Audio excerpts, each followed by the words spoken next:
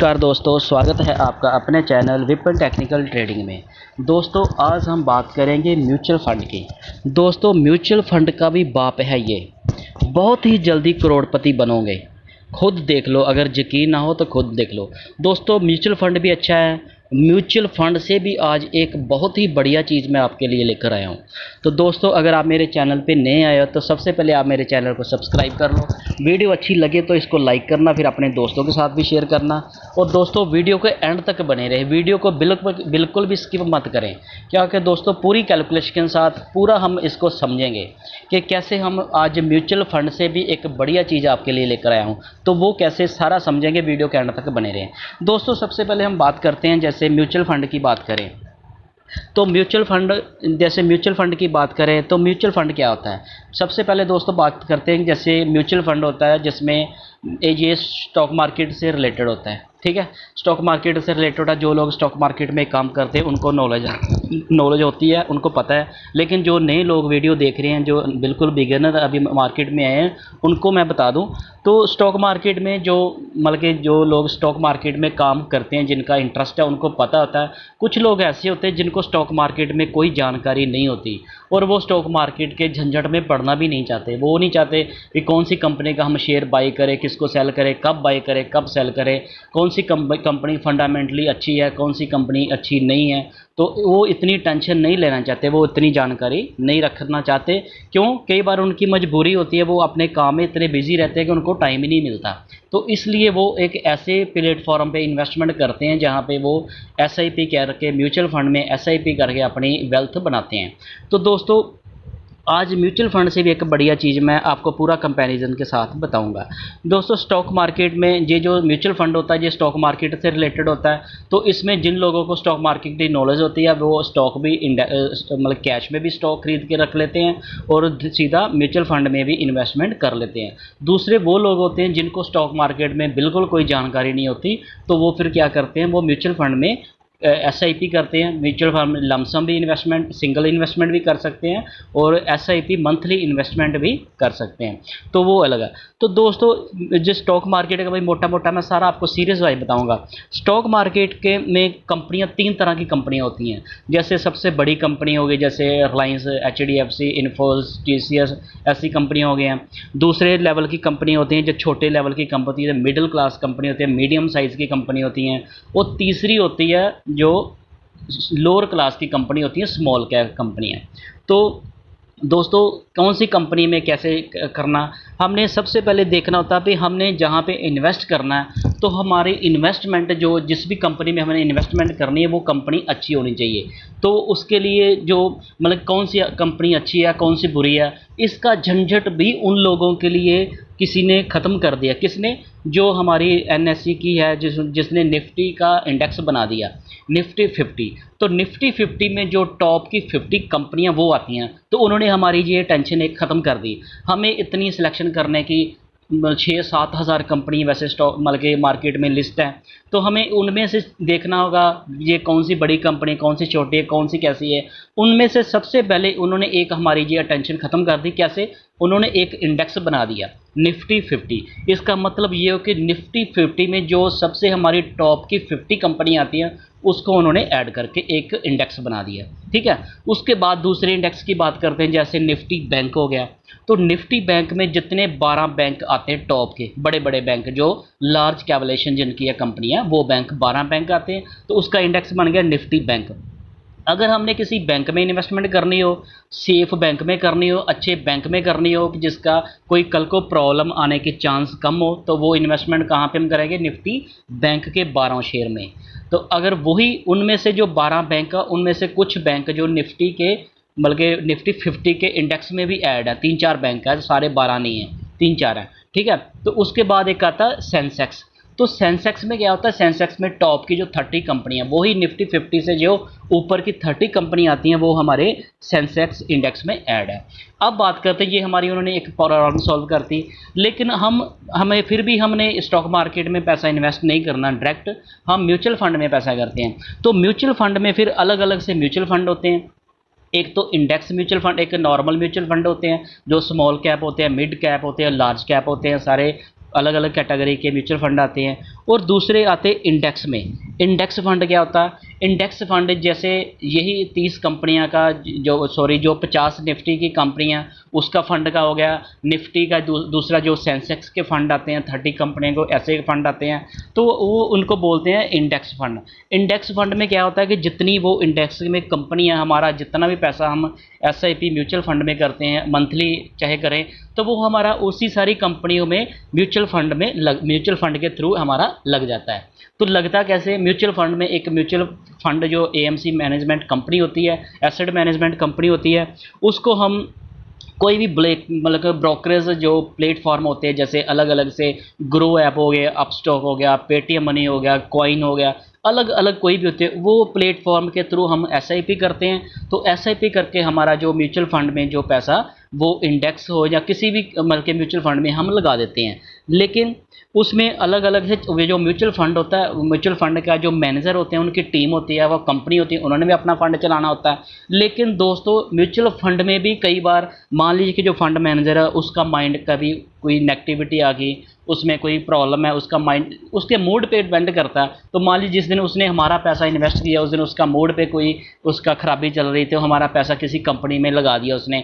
मान लीजिए कि हमने जितना भी इन्वेस्टमेंट किया, 1 लाख एग्जाम्पल ले लेते हैं, 1 लाख का हमने एग्जाम्पल से इन्वेस्ट कर दिया, हमने तो कंपनी को दे दिया, उसने वो इंडेक्स में हमारा पैसा लगा दिया। ठीक है, इंडेक्स फंड की बात कर रहे हैं। अभी हमने ये बात करनी कि म्यूचुअल फंड से बेटर क्या है, वो आप सुने। म्यूचुअल फंड भी बुरा नहीं है, लेकिन म्यूचुअल फंड से भी बेटर आज मैं आपको एक चीज़ बताने जा रहा हूँ। ठीक है, तो म्यूचुअल फंड में उसने पैसा लगा दिया, वो इंडेक्स फंड में लगा दिया, चाहे स्मॉल कैप। दोस्तों क्या होती है कि स्मॉल कैप की कंपनियां में हमें मतलब कि रिस्क भी ज़्यादा होता है, तो प्रॉफिट होने के चांस भी ज़्यादा होते हैं। मिड कैपिटलाइजेशन की जो कंपनी होती हैं उसमें भी आगे बढ़ने की, वो आगे बढ़ के मतलब कि लार्ज कैप में भी आ सकती हैं, तो उसमें भी पैसे बढ़ने के चांस होते हैं। लेकिन जो दोस्तों टॉप की कंपनी होती हैं, जो 50 लार्ज कैप कंपनी होती है, जो लार्ज कैप इंडेक्स की बात करते हैं, वो हमारा इंडेक्स के हिसाब से हमारा पोर्टफोलियो चलता है। जैसे हमने इन्वेस्टमेंट कर दी, तो निफ्टी की जो 50 कंपनी है उसमें हमने इन्वेस्ट कर दिया, तो वो हम एक इंडेक्स के जैसे म्यूचुअल फंड इंडेक्स फंड आते हैं उसके थ्रू हम इन्वेस्ट करते हैं। तो उससे क्या होता है कि जो हमारा म्यूचुअल फंड मैनेजर होता है, हम उसको जो हमारा कंपनी को पैसा जाता है, वो हमारा हर डेट को जो हमने डेट पे पैसा जाता है वो इन्वेस्ट करता रहता है। दोस्तों मान लीजिए कि कभी वो 50 कंपनियों में से हमने मान लीजिए 1 लाख रुपया इन्वेस्ट कर दिया, चाहे लमसम में कर दिया चाहे एसआईपी कर दिया, हमारा 1 लाख चल गया। 1 लाख में से उसने क्या कर दिया, फंड मैनेजर क्या करता है, 4% रिलायंस में, 3% एचडीएफसी में, इन्फोसिस में, ऐसे करते करते वो 50 कंपनियों को पूरा डाइवर्सिफाई करके हमारा पैसा इन्वेस्टमेंट कर देता है। ठीक है, आपको दोस्तों पता होगा जैसे एक्सिस दूसरे बैंकों की बात करें तो यस बैंक भी कभी निफ्टी 50 का पार्ट होता था। ठीक है, यस बैंक भी कभी निफ्टी 50 का ही पार्ट होता था। तो निफ्टी 50 का जब यस बैंक में अगर मान लीजिए वो निफ्टी का पार्ट, तो जिसने 1 लाख रुपया वहाँ पे इन्वेस्ट किया वो 300-400 रुपये का शेयर होता है यस बैंक का, आज 12, 14, 15, 20 के ऊपर जाता ही नहीं है। तो आप उसको अगर उसकी कितनी परसेंट अगर हमारा टोटल पैसा मान लीजिए कि जो बड़े इन्वेस्टर जिन्होंने 20 लाख 50 लाख रुपए इन्वेस्ट कर दिया एसआईपी करके, तो उनका एक मतलब कि यस बैंक में उनकी जो मतलब कि डाइवर्सिफाई करके उसकी इन्वेस्टमेंट आती है, मान लीजिए 1 लाख रुपये आई, तो 1 लाख रुपये मान लीजिए किसी का आज से 5-10-15 साल पहले, जब आपको पता है यस बैंक काफ़ी ऊपर था, 400-500 का शेयर था यस बैंक का, तो उस पर अगर किसी ने 1 लाख उनका उधर इन्वेस्ट हो गया, तो आज वो 400 का शेयर आज कितने का रह गया, 20 रुपये का, अप्रॉक्सीमेट बात कर रहे हैं। तो वो 1 लाख का अगर वो 400 का शेयर 20 रुपये का रह गया, तो उसका 1 लाख का मान लीजिए आज 6-7 हज़ार रुपये रह गया। ठीक है, 6-7 हज़ार रुपया, तो वो लॉस किसका हो गया, हमारा। वो किसका लॉस हो गया, हमारा। चाहे वो हमारा जो दूसरी कंपनी के में है, हमारा पोर्टफोलियो डाइवर्सिफाई होता है म्यूचुअल फंड में, चाहे दूसरी कंपनियों में हमें प्रॉफिट ज़्यादा मिल जाता है, रिटर्न मिल जाती है, तो हमें मतलब इतना महसूस नहीं होता, हमें पता ही नहीं चलता, क्योंकि म्यूचुअल फंड में ऐसे चल, उससे क्या होता है कि हमारी जो रिटर्न परसेंटेज वो कम हो जाती है। तो इसके तोड़ के लिए, और जो इंडेक्स फंड होते हैं उनका जो एग्जिट एक्सपेंस रेशो होता है वो भी ज़्यादा होता है। जो एग्जिट लोड होता है आपको वो उसके एनुअल होते हैं, किसी का 1% होता है। तो मान ली कि अब जब हमारे 1 लाख या 2 लाख की अमाउंट होती है तो तब हमें कोई इतना ज़्यादा फील नहीं होता। लेकिन जब हम मेच्योरिटी पे हमारा 1 साल में मतलब जब हमारा 1 करोड़ पे हो जाता है, जब उसका 1% या 2% जाता है तो वो हमारा 1-2 लाख चला जाता है वहाँ से उनके एक्सपेंस में, जो उनकी म्यूचुअल फंड में जो फंड मैनेजर की जो कंपनी उनके उनमें जो उनके चार्जेस होते हैं। तो उसके बाद फिर एग्जिट लोड आता है। एग्जिट लोड में भी हमने जो फंड सिलेक्ट करना होता है उसका देखना है एग्जिट लोड उसका कितने % है। तो वो एग्जिट लोड 1 साल से पहले अगर हम उसको कुछ करते हैं तो उसके चार्जेस ज़्यादा होते हैं म्यूचुअल फंड को एग्जिट लोड करने के, वो हमारे कटते हैं। तो तीसरा जो कॉमन होता है वो सबके लिए ही है, वो होता है टैक्स। तो टैक्स तो दोस्तों गवर्नमेंट का होता है, तो टैक्स तो कटेगा ही, चाहे वो किसी भी हम फंड में लगाएं, वो ज़्यादा जितना भी टैक्स हमारा बनता है वो कट के ही हमें पैसा मिलता है। तो कहने की बात ये होगी कि म्यूचुअल फंड में हम फिर इतना हमें फिर भी चांस रिस्क रहता है, हमारा फिर भी म्यूचुअल फंड में थोड़ा रिस्क रहता है। कैसे? अगर म्यूचुअल फंड में, इंडेक्स फंड में या किसी ऐसे फंड में, स्मॉल कैप कंपनी में या मिड क्लास कंपनी में हमने पैसा हमारा फंड में जा रहा है, तो मान लीजिए उनमें से जो कंपनी आती है वो कंपनी कल को कोई डिफ़ॉल्टर हो जाती है, कंपनी कोई कोई ऐसा गलत काम कर जाती है जो मार्केट से डीलिस्ट हो जाती है, उसमें हमारा जो पैसा हो जाता है, जो बैंक करप्ट हो जाती है, कुछ भी हो सकता है। तो हमारा प्रोबेबिलिटी जो ना थोड़ी रहती है हमारा पैसा उसमें कम होने की। तो इसको हम आज समझ रहे हैं। म्यूचुअल फंड बुरा नहीं है, लेकिन उसके जो इस बीच के जो पॉइंट हम आज उसकी बात कर रहे हैं। तो उससे बेटर क्या है वो आज हम बात करेंगे। तो दोस्तों जैसे हमने इसके इंडेक्स फंड की बात की, उसके बाद दोस्तों एक बहुत ही अच्छी जो बढ़िया चीज़ आती है जो म्यूचुअल फंड से भी अच्छी है, वो आज बात करेंगे। तो वो दोस्तों क्या है, वो होता है दोस्तों ETF। दोस्तों ETF का फुल फॉर्म अगर देखो जी होता है एक्सचेंज ट्रेडेड फंड। जो इसमें ETF का अलग अलग से कंपनियों को ETF आते हैं। तो इसके जो मतलब कि जो इसका होता है ना एक्सपेंस, उसका कोई चार्जेस नहीं होता। इसका जो ETF होता है ना इसका कोई चार्जेस नहीं होता। जैसे हमारा म्यूचुअल फंड में हमारा जो ब्रोकरेज का चार्ज, देखो ETF जो ना वो कैश में आता है। जैसे हम कैश में बहुत सारी कंपनियों के जो ब्रोकरेज हो सके, किसी का तो बहुत माइनर के चार्जेस हैं, बहुत ज़्यादा नहीं है। जैसे दूसरे फंड की बात करें तो उनका तो 1% में 1.5% में ऐसे आता है, तो इसका 0.05% ऐसे आता है। तो बहुत ही कम, ना तो नहीं बोल सकते कि बिल्कुल नहीं है, लेकिन मिनिमाइज सा इसके एक्सपेंस होते हैं। तो इसका जो एग्जिट लोड होता है वो भी बहुत माइनर सा है, उसमें होता ही नहीं एग्जिट लोड, इसमें होता ही नहीं है। ठीक है, तो अब हम इसकी बात करें तो दोस्तों इसके जो एग्जिट लोड उसका भी कोई नहीं होता। फिर इसका ये है कि इसका जो प्राइस होता है वो अभी मैं आपको इसके ना चार्ट पे लेकर जाता। पहले आपको मैं ना निफ्टी के चार्ट पे लेकर जाता हूँ। तो निफ्टी का अभी मैं आपको चार्ट पे आए हैं। तो दोस्तों निफ्टी 50 का चार्ट दिखाने का क्या मतलब आज मेरा, वही मैं आपको बता रहा हूँ।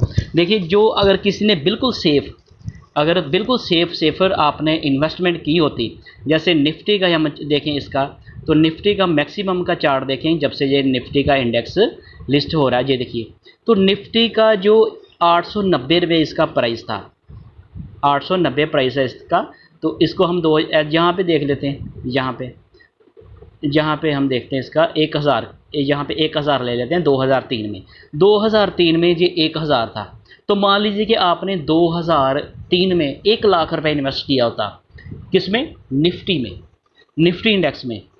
इंडेक्स के जो भी जितने शेयर हैं सारे सेफ रहते हैं, सेफर की बात कर रहे हैं। तो उससे भी आपका 1 लाख का आज कितना है निफ्टी, लगभग 18,665 पे। तो हमारा लगभग 1 लाख का 19-20 लाख रुपया हमारा बन जाना था, बिल्कुल सेफ तरीके से। ठीक है, तो इसके अंदर क्या दिक्कत रहनी थी, अगर इसके अंदर कोई कंपनी मतलब कि जैसे येस बैंक बना, कोई कंपनी बहुत ऊपर थी नीचे आ गई, तो वो हमें लॉस झेलना पड़ सकता था। तो इसी के बारे में हम अब दूसरी बात करते हैं। जैसे हमने ETF की बात की है, तो ETF में क्या होता है उसका हम बात करें, ये निप्पॉन इंडिया का निफ्टी 20, ठीक है, ETF, इसका आज प्राइस कितना है?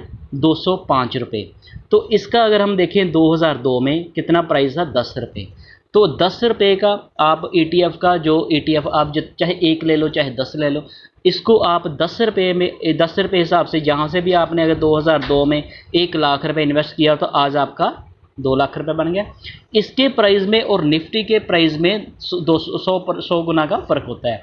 वो जैसे वहाँ पे 1000 था, ये जहाँ पे 10 रुपये है। तो ये सारा जो जितनी निफ्टी की कंपनी होती है उसकी पूरी वैल्यू निकाल के उसकी नेट एसेट की वैल्यू करके उसको बनाते हैं, जैसे म्यूचुअल फंड का NAV बनता है, ठीक है, वैसे ही ये बनता है। तो इसका प्राइस 10 रुपये है, तो 10 रुपये वाला प्राइस आज कितना हो गया, 205 रुपये। 1 लाख का कितना हो गया, लगभग 20 लाख प्लस ही हुआ। समझे बात को। तो इसमें क्या होता है, इसमें ये हमारा ना एक सारी कंपनी का ग्रुप रहता है।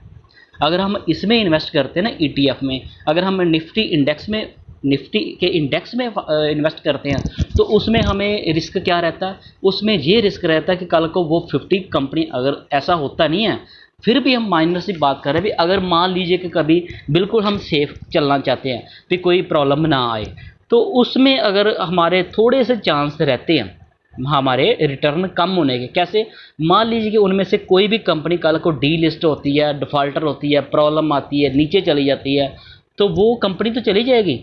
उसके बाद निफ्टी में एक और नई कंपनी ऐड हो जाएगी, जैसे उसका NSE की जो सेबी के रूल के अकॉर्डिंग निफ्टी 50 में कितनी कैपिटलाइजेशन की जो कंपनी होती है वो रहनी होती है। अगर वो कंपनी वहाँ से निकल जाएगी, उसमें प्रॉब्लम आ जाएगी, वो कंपनी तो चली जाएगी, उसकी जगह दूसरी कंपनी भी आ जाएगी, लेकिन जो हमारा पैसा उस कंपनी में लगा हुआ वो थोड़ी आएगा। अगर कंपनी डीलिस्ट होगी, कंपनी की बहुत दिक्कत आ गई, नीचे आ गया, उसको, इसके लिए हमने ये ETF की बात कर रहे हैं। तो दोस्तों ETF में क्या होता है कि ETF सारे इंडेक्स का एक ग्रुप है, तो वो उसमें वो कंपनियों के ग्रुप में हमारा पैसा लगता है, किसी पार्टिकुलर किसी एक कंपनी या 50 कंपनी में नहीं, वो सारा एक ग्रुप का जो अमाउंट बनता है, जो इसका नेट वैल्यू बनती जो ये 205 रुपये है, हमारा पैसा उसमें लगता है। तो इसका जो एक्सपेंस रेशो, एग्जिट लोड, ये ना के बराबर है, माइनर सा है, तो टैक्स तो सभी में रहता है। तो ये दोस्तों हमारे लिए थोड़ी इससे हमारा जो रिटर्न वो बढ़ेगी। कैसे, मैंने आपको अभी बताया, म्यूचुअल फंड में अगर कोई दिक्कत आती है किसी कंपनी की तो उसमें हमारी रिटर्न कम होने के चांस रहते हैं। तो इसमें जो कोई दिक्कत आएगी नहीं, एक कंपनी जाएगी तो दूसरी आ जाएगी, इसमें हमारे अमाउंट को, हमारी रिटर्न को कोई दिक्कत नहीं आएगी, हमारी रिटर्न बढ़ेगी। तो दूसरा, जैसे म्यूचुअल फंड में दोस्तों, म्यूचुअल फंड में तो फंड मैनेजर होता है, वो एक्सपर्ट होते हैं, हमें किसी चीज़ की दिक्कत की ज़रूरत नहीं होती कि हमें तो कुछ पता ही नहीं है, हमने तो म्यूचुअल फंड को पैसा दे दिया, वही सारा कुछ करेगा। तो वो म्यूचुअल फंड जो मैनेजर होता है उसके ऊपर भी डिपेंड करता है, उसका मूड कैसा, उसकी नॉलेज कैसी है, उसको कितनी जानकारी है। तो उस हिसाब से अगर उसने जिस किसी कंपनी में लगा दिया पैसा, जितने % भी लगाया, कल को उस कंपनी में कोई दिक्कत आती तो वो हमारी रिटर्न % कम हो जाती है, ठीक है। तो इसमें दोस्तों दूसरा ये, इसमें हमारा लॉस होता है। दूसरा ETF की बात करें तो दोस्तों ETF में इसमें बहुत अलग अलग से सेक्टर के ETF भी आते हैं, जैसे ये निपॉन, ये तो निफ्टी 20 का ETF हो गया। फिर बैंक 20 का बैंक 20, अगर आप बैंक निफ्टी के जो 12 शेयर अगर आपने उसमें करना हो ETF, उसमें भी आपका पैसा किसी बैंक में एक में नहीं लगेगा, तो वो आपका 12 बैंक के ग्रुप का जो टोटल वैल्यू उसमें पैसा लगता है। उसमें भी अगर कोई बैंक कल को दिक्कत आती किसी शेयर में, जो भी अगर शेयर की बात कर रहे हैं, तो वो आपको कोई लॉस नहीं होगा। हाँ, इसका रेट नीचे आ जाएगा ना, ये जो 205 है चाहे 200 आ जाए, लेकिन वो पार्टिकुलर किसी एक कि कंपनी में आपका पैसा गया, वो कंपनी में कोई दिक्कत आ गई, डिफ़ॉल्टर हो गई या कुछ हो गया, उसमें जो आपका पैसा कंपनी वहाँ से निकल गई, तो आपका जो डीलिस्ट होने से कंपनी का आपका जो पैसा लॉस होगा वो यहाँ पे नहीं होगा ETF में। तो ETF में आप बैंक 20 भी कर सकते हैं, इसमें ऑटो 20 भी आता है, निफ्टी 20 आता है, IT के आता है, कि इसमें भी अलग अलग से सेक्टर आते हैं, तो उसका भी आप ETF बाई कर सकते हैं। तो दोस्तों ऐसे करके मैंने आपको जो आज बताने की कोशिश की है, निफ्टी जो म्यूचुअल फंड होता है, म्यूचुअल फंड भी अच्छा है, लेकिन म्यूचुअल फंड से जी जो ETF होता है वो उसके कंपैरिजन में थोड़ा इसमें बेटर इसके क्या होगा, इसमें एक्सपेंस रेशो कम है, एग्जिट लोड कम है, टैक्स तो सभी में सेम ही रहता है। तो दोस्तों उम्मीद है कि आपको ये मेरी वीडियो अच्छी लगी होगी। तो दोस्तों अगर आपको ये मेरी वीडियो अच्छी लगी तो इसको लाइक करना, अपने दोस्तों के साथ भी शेयर करना और मेरे चैनल को सब्सक्राइब करना। Thank you.